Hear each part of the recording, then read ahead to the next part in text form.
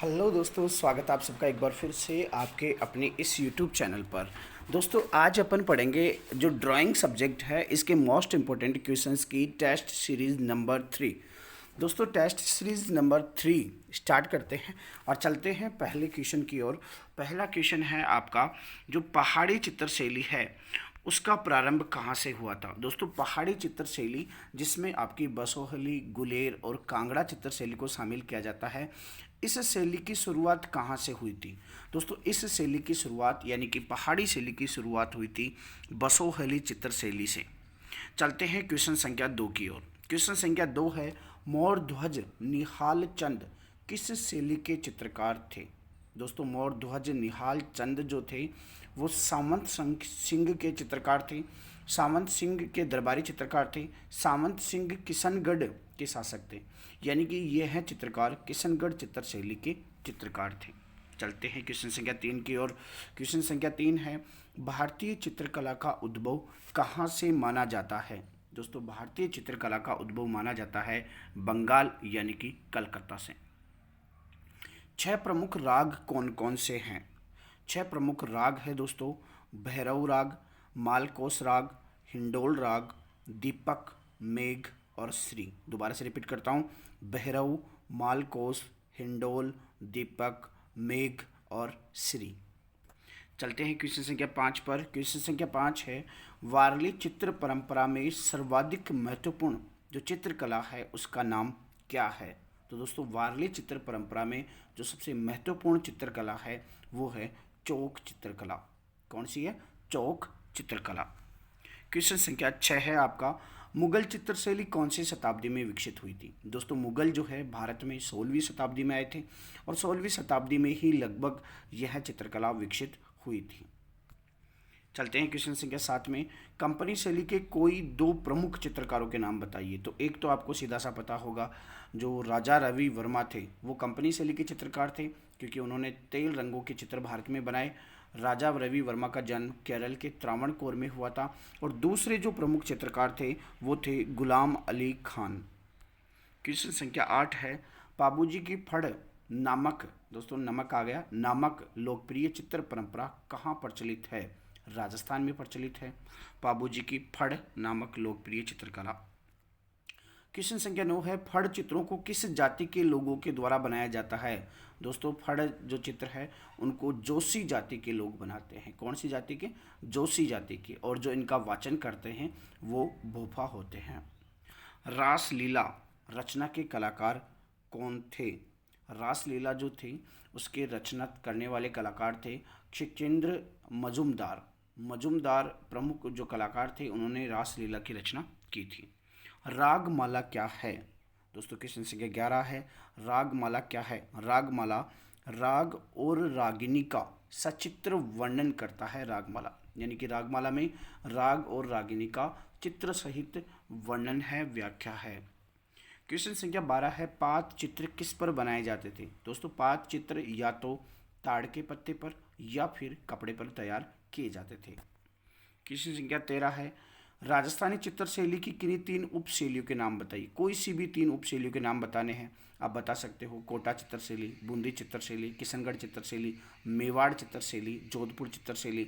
ये सब क्या है दोस्तों? राजस्थानी चित्रशैली की उपशैलियाँ है। क्वेश्चन संख्या 14 है, फड़ चित्र पर किसको चित्रित किया जाता था। अब दोस्तों जो जोशी लोग होते थे जो फड़ का चित्रण करते थे, राजस्थान में प्रमुख रूप से फड़ का चित्रण होता है। तो ये जो जोशी लोग हैं वो जो कपड़ा है उस पर किसके चित्र अंकित करते थे। तो दोस्तों जो वीर पुरुष होते थे, जो वीर पुरुष होते थे जिनको भूमिया कहा जाता था, उनके चित्र अंकित किए जाते थे। यानी कि जैसे कि पाबू जी, रामदेव जी, इनकी फड़ों का चित्रण किया जाता है। राजस्थान में कौन सी चित्रशैली नारी सौंदर्य के लिए प्रमुख विशेषता रखती है। और ये सीधा सा बहुत सरल सा क्वेश्चन है।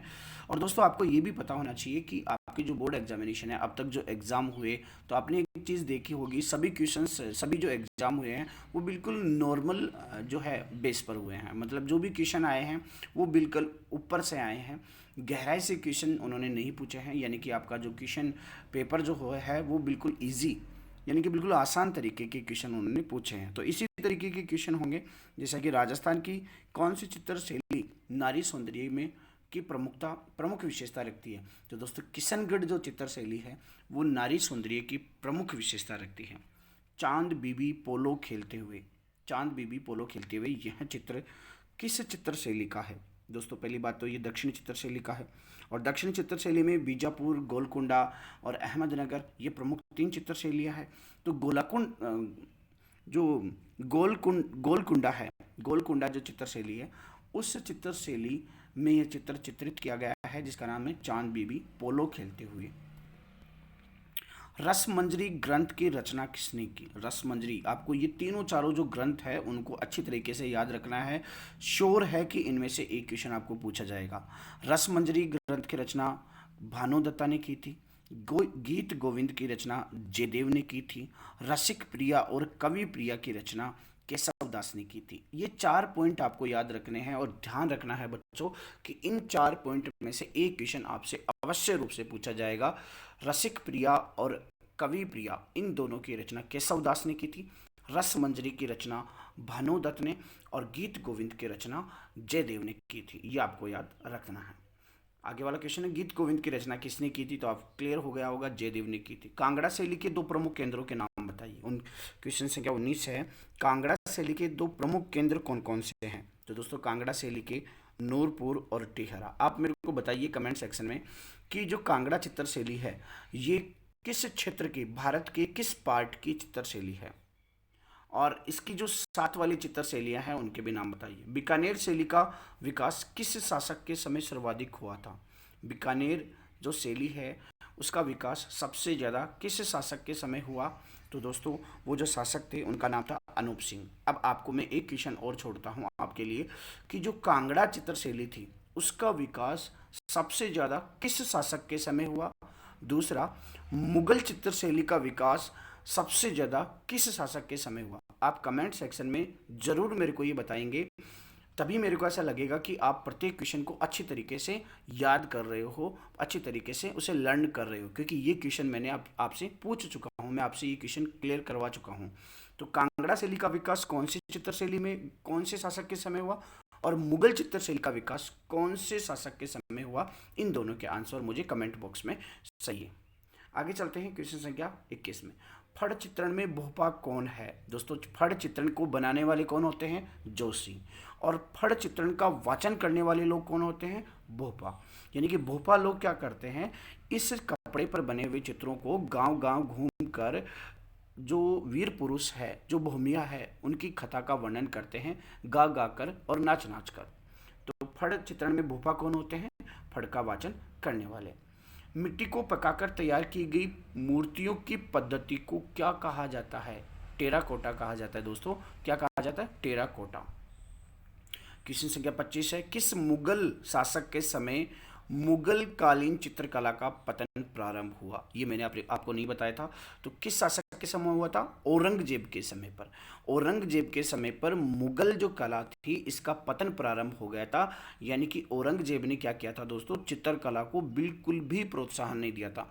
यानी कि जो भी चित्रकार थे उन पर उसने अत्याचार किए, साथ ही उनको दरबारी जो चित्रकार थे उनको दरबार से निकाल दिया। यानी कि कुल मिला के औरंगजेब जो था वो कला से घृणा करता था, नफरत करता था।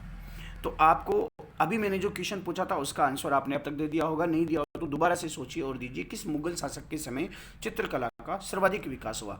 यानी कि सर्वाधिक विकास होने का मतलब किस शासक के समय मुगल कालीन चित्रकला का स्वर्ण काल माना जाता है, एक ही बात है। दोनों क्वेश्चन का आंसर एक ही होगा। क्वेश्चन संख्या 24 है, औरंगजेब के समय दरबारी चित्रकारों की स्थिति कैसी थी? अभी मैंने बताया कि औरंगजेब एक कला से घृणा करने वाला व्यक्ति था, उसने कला के प्रति कोई प्रेम नहीं दिखाया, तो जो दरबारी चित्रकार थे वो उसके दरबार को छोड़कर चले गए थे। नैनसुख किसके दरबारी चित्रकार थे? दोस्तों नैनसुख जो जसरोटा के राजा थे बलवंत सिंह, उनके चित्रकार थे। अब आप मेरे को बताएंगे कि नैनसुख के पापा का नाम क्या था और इसके भाई का नाम क्या था? 3 क्वेश्चन मैंने आपसे पूछे हैं। 3 क्वेश्चन कौन कौन से हैं? एक तो कांगड़ा शैली का सर्वाधिक विकास किस शासक के समय हुआ? एक मुगल चित्रकला का विकास सबसे ज़्यादा किस शासक के समय हुआ? और नैनसुख के भाई और नैनसुख के पापा, दोनों के नाम भी आपको बताने हैं। ओके दोस्तों, आप अगर ये आंसर देते हो कमेंट सेक्शन में तो मैं मानूंगा कि आप लोग अच्छी तरीके से पढ़ाई कर रहे हो। हो। चलो इंतज़ार करते हैं नेक्स्ट टेस्ट सीरीज का और आपके आंसर का कमेंट सेक्शन में। ओके दोस्तों, थैंक यू सो मच।